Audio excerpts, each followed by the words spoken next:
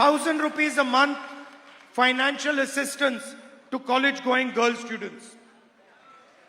മാസാന്തം 1000 രൂപ കോളേജിൽ പോകുന്ന പെൺകുട്ടികൾക്ക് പ്രത്യേകമായിട്ട് നൽകാൻ തയ്യാറാവുക എന്നുള്ളതാണ്.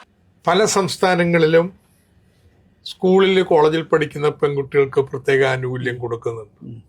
അതിന്റെ യുക്തി എന്താണെന്നറിയാം? സ്ത്രീ വിദ്യാഭ്യാസത്തിൽ ഇന്ത്യ വളരെ പിന്നിലാണ്.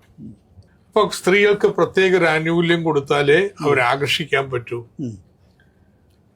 കേന്ദ്ര സർക്കാരിന് തന്നെ മുദ്രാവാക്യമുണ്ടല്ലോ പെൺകുട്ടികൾക്ക് സ്കൂളിൽ പോകുന്നതിനെ കുറിച്ച്. എന്നാൽ കേരളത്തിൽ വ്യത്യസ്തമാണെന്ന്. കേരളത്തിലെ ആൺകുട്ടികളെക്കാൾ കൂടുതൽ പെൺകുട്ടികളാണ് കോളേജുകളിൽ നിന്ന് പഠിക്കുന്നത്. അപ്പോൾ അവരുടെ പ്രോത്സാഹിപ്പിക്കാൻ വേണ്ടി 1000 രൂപ കൊടുക്കുന്നത് വല്ല അർത്ഥമില്ല. അതാ ഞാൻ പറഞ്ഞത്, ഈ പുറത്ത് തെലങ്കാനയിലും കർണാടകത്തിലും ഒക്കെ നടപ്പാക്കിയത് കേരളത്തിന്റെ സാഹചര്യം കണക്കാക്കാതെ ഇങ്ങോട്ട് അപ്ലൈ ചെയ്യാണ്. എന്താ കേരളത്തിൽ വേണ്ടത്?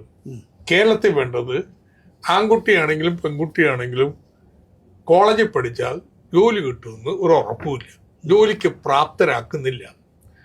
അതുകൊണ്ട് പഠിക്കണ വേളയിൽ തന്നെ അവർ ജോലിക്ക് ഉള്ള സ്കില്ലിങ്ങിന് സ്വമേധയ തയ്യാറാവണം.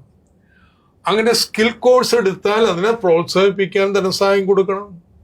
അത് കഴിഞ്ഞാൽ പഠിത്തം തീരുമ്പോൾ ജോലി കിട്ടുന്നു. പെൺകുട്ടിക്കും പെൺകുട്ടിയുടെ 47% അല്ലേ തൊഴിലില്ലായ്മ ഇന്ന് കേരളത്തില്.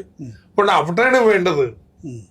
അപ്പൊ കേരളത്തിന്റെ ഈ പ്രത്യേകത മനസ്സിലാക്കാതെ വടക്കേന്ത്യയിലും മറ്റ് സംസ്ഥാനങ്ങളിലൊക്കെ പെൺകുട്ടികളുടെ വിദ്യാഭ്യാസം പുറകിലാണ്. അതുകൊണ്ട് 1000 രൂപ വെച്ച് അവർക്ക് ഇതാണ് മാതൃക. എത്ര ഗൗരവ ചിന്തയില്ലാതെയാണ് ഈ പ്രഖ്യാപനങ്ങൾ നടത്തുന്നത്.